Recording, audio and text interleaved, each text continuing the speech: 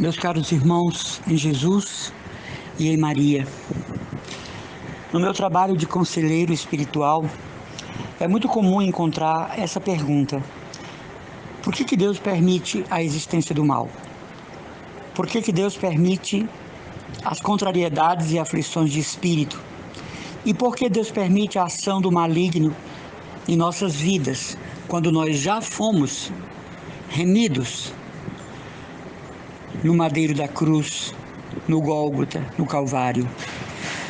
Por que Deus permite a introspecção de Satanás em nossos planos, quando nós os consagramos e entregamos à providência do Senhor? Caríssimos irmãos e irmãs, existe uma coisa chamada permissividade espiritual.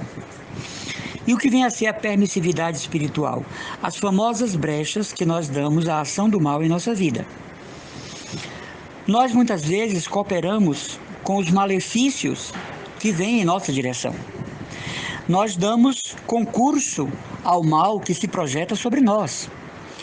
Nós facilitamos que o maligno, aqui sugerido como mal, o diabo, o demônio, eu já expliquei aqui que diabo significa dualidade dentro de nós, em nossa mente, em nosso coração, porque nós temos essa permissividade espiritual, que outra coisa não é do que uma desatenção dos nossos atos, uma desatenção dos nossos comportamentos, uma desatenção, digamos assim, da poluição do pecado em nós, em nossos atos, palavras, atos e omissões.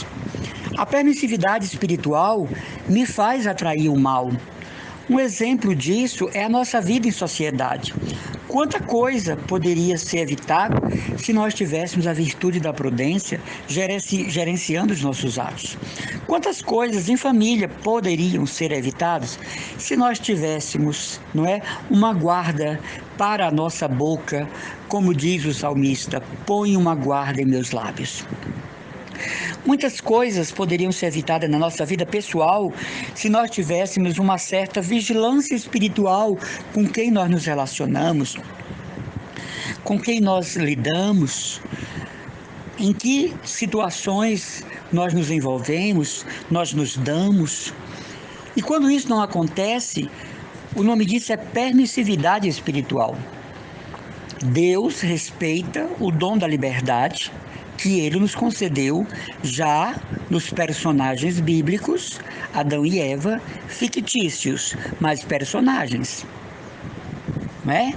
Há uma simbologia bíblica no livro de Neemias que nos conta que quando construíam as muralhas de Jerusalém, os operários construíam com uma mão as muralhas e com a outra a espada para guerrear contra os possíveis inimigos. Ora, isso quer dizer, é claro que também se trata de uma simbologia, que nós devemos estar em espírito e em verdade atentos a tudo aquilo que nos cerca, 24 horas, sem descanso, sem feriado, sem férias.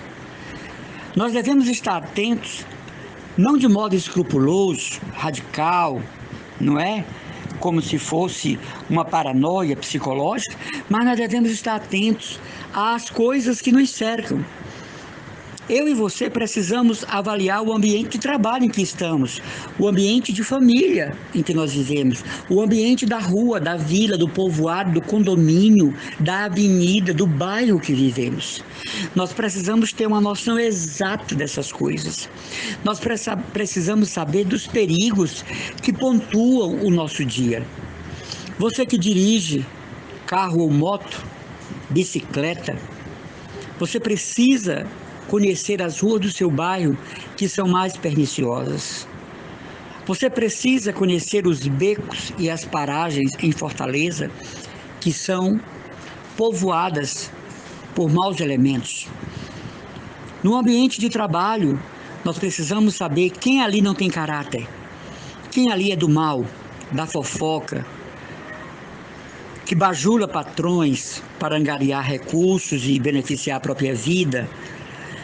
Você precisa, inclusive, avaliar o seu esposo, a sua esposa, tomando distância, não falando por conta do afeto, da paixão, do sentimento, admiração emocional.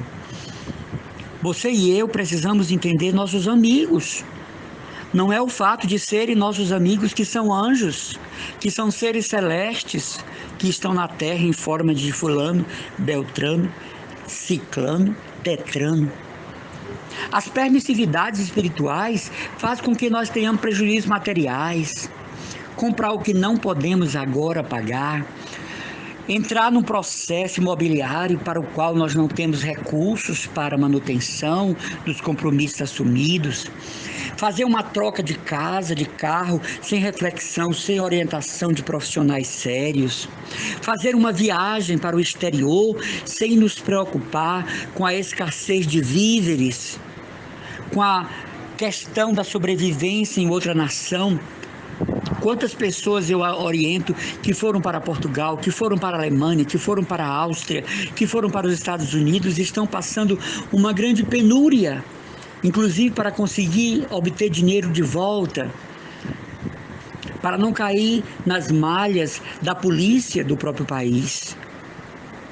E foram advertidas que talvez não fosse o momento para a viagem. E foram orientadas que esperassem um pouco. E tiveram pessoas que disseram: não faça isso agora. Quantas pessoas abrangem poderes, agora eu digo, infernais na própria vida, porque não rezam, porque ficam saltando de religião, porque ficam fazendo binômio catolicismo e espiritismo, catolicismo e umbanda, catolicismo e candomblé, catolicismo e budismo. Então Deus não tem como abençoar, irmãos. Ele é o único Deus e existe adoração única. Isso é bíblico, fundamental. Quanta gente está nesse binômio tão perigoso de ser católico e evangélico. Outro dia uma senhora me dizia: eu sou católica, mas eu adoro o culto em tal igreja, não tem como Deus abençoar. Essa duplicidade moral ofende a Deus, porque isso é duplicidade moral. Em alguns casos é até mau caratismo religioso. Sim, porque existe o mau caratismo religioso. Eu estou ali diante de Nossa Senhora, mas eu estou diante também de uma imagem de Iemanjá, da Pombagira, da Iansã, do Tranca-Rua, do Zé Pilintra. Eu estou ali adorando o Santíssimo, mas na minha casa tem o Evangelho segundo Allan Kardec, segundo o Espiritismo. Eu estou de texto na mão, é texto da Santa Chaga, texto da Misericórdia, texto da Providência, texto mariano, texto da chaga do ombro de Jesus, texto da coroa de espinho, texto das dores de Maria, texto do preciosíssimo sangue. Eu poderia elencar aqui no mínimo 100 textos que eu conheço, texto do Rosário de Pompeia. Mas a pessoa também é chegada a um trabalho de umbanda, a um comigo ninguém pode dentro da sala, a uma espada de São Jorge, que são elementos da natureza que Deus não criou para isso. Um pé de peão roxo, que Deus não criou para essa função. Não é verdade? Uma flor de lótus, que Deus não criou para essa função também esotérica. E às vezes nós temos repugnância por essas plantas que são tão lindas, por conta do recheio esotérico, que tanto ofende a Deus, Senhor absoluto e único, a quem nós devemos adorar em espírito e verdade, Trindade Santa, cuja festa iremos em breve celebrar. Então essa permissividade espiritual é a justificação de tudo aquilo que nos acontece de desagradável. Se nós tivéssemos como São Paulo, combati o bom combate, guardei a fé, nós seríamos vítimas muito pouco de toda essa onda de permissividade, do elenco do mal, das projeções satânicas, das intromissões de Satanás em nossas vidas. Mas existe o quê? Bloqueios para a graça de Deus. Existem fendas no rochedo de nossas almas, aberturas, brechas consentidas por nós. Então o Brasil tem um pecado a ser expiado, o sincretismo religioso. A nossa nação, que outrora foi a maior nação católica do mundo, ela continua sendo apenas nos dados do IBGE. Aquilo que eu falei aqui, o católico IBGE. Quando eu te pergunto qual a sua religião, bota aí católica. né? Sou católico porque eu nasci no Crato, eu nasci em Juazeiro. Sou católico porque meu pai, minha mãe, meu avô, a minha bisavó, as minhas tias, as minhas madrinhas eram. Eu sou católico porque eu moro na avenida lá que tem a basílica, que tem a igreja, né? Eu sou católico porque eu moro 2 ruas depois da matriz. Isso não justifica o exercício da fé cristã católica apostólica romana. Então, quando as pessoas me perguntam onde é que está Deus, eu devolvo a pergunta: e onde está você? Um acidente de carro em que a família toda morreu, como nós vimos recentemente na imprensa, aconteceu, não é? Determinada cidade do interior, somente uma filha escapou, morreu o pai, a mãe, a irmã e o irmão. A primeira pergunta não é onde está Deus. A primeira pergunta é: quais as condições de segurança do carro? Quais as condições de segurança da estrada? Se o motorista havia ingerido algum tipo de bebida alcoólica ou algum medicamento sedante, de tarja preta. A pergunta é que se o carro que vinha na direção contrária confrontou ao tentar um desvio com o carro dessa família, se o motorista do caminhão ou do ônibus quis fazer uma ultrapassagem ilegal e atingiu essa família. A última pergunta seria: onde está Deus? Deus está no fato de acolher essas almas em sua casa por benevolente misericórdia. Deus está no fato da consolação dessa filha que, entre aspas, ficou sozinha no mundo, porque graças a Deus tem tios, primos, sobrinhos, enfim.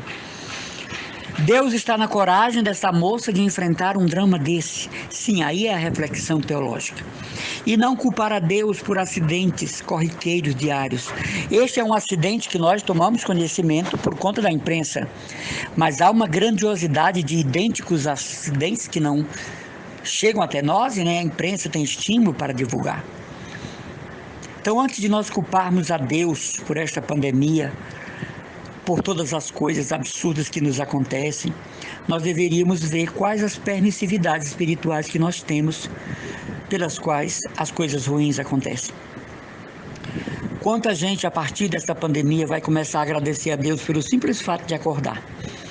Quanta gente, a partir das perdas, vai começar a valorizar a família agora e os amigos? Quanta gente vai ter um cuidado pessoal com a saúde, com a manutenção da sua saúde?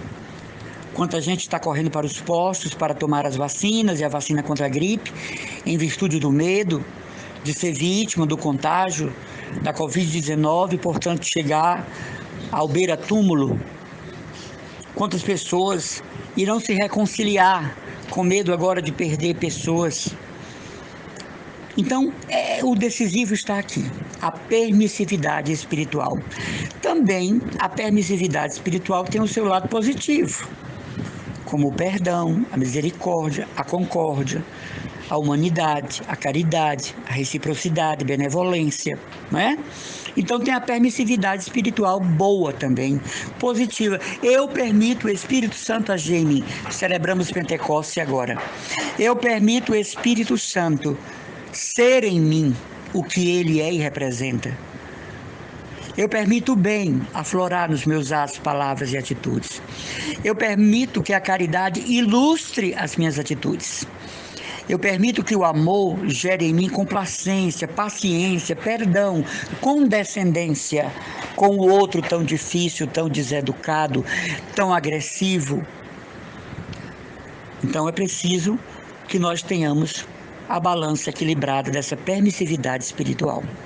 Aqui fica o meu abraço, a minha oração, a minha intercessão por todos. E peço que o mesmo façam por mim e pela minha família.